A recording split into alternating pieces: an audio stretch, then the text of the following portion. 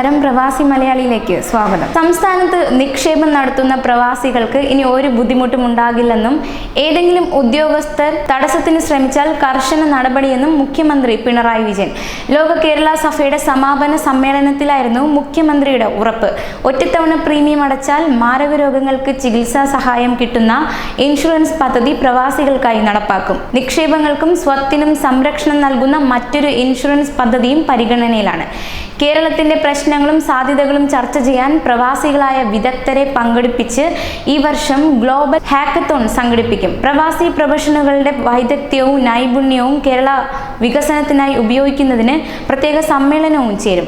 ആഗോള പ്രവാസി രജിസ്റ്റർ തയ്യാറാക്കും. ലോക നിലവാരത്തിലുള്ള യൂത്ത് ലീഡർഷിപ്പ് അക്കാദമി കേരളത്തിൽ പ്രവാസികളുടെ മാത്രം സാമ്പത്തിക സഹായത്തോടെ സ്ഥാപിക്കും. ലോക കേരള സഭ എന്നും നിലനിർത്താനാണ് ബിൽ കൊണ്ടുവരുന്നതെന്നും എത്രയും പെട്ടെന്ന് നിയമമാക്കുമെന്നും മുഖ്യമന്ത്രി പറഞ്ഞു.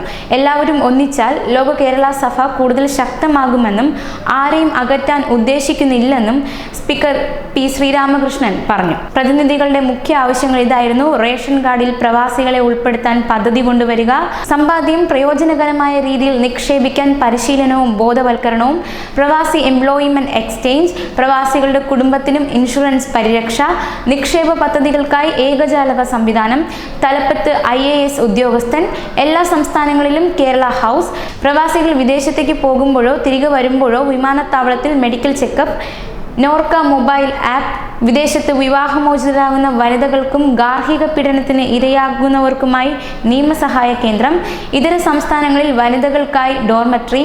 സഭ പാസാക്കിയ പ്രമേയങ്ങൾ ഇതൊക്കെയാണ്.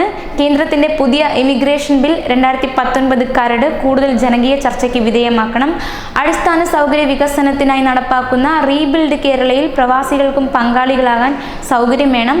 സാംസ്കാരിക അടിത്തറ വിപുലപ്പെടുത്തി പ്രവാസികളെ കേരളവുമായി കൂടുതൽ ചേർത്ത് നിർത്തണം. പ്രവാസി പുനരധിവാസത്തിൽ കേന്ദ്ര സർക്കാർ സജീവമായി ഇടപെടണം.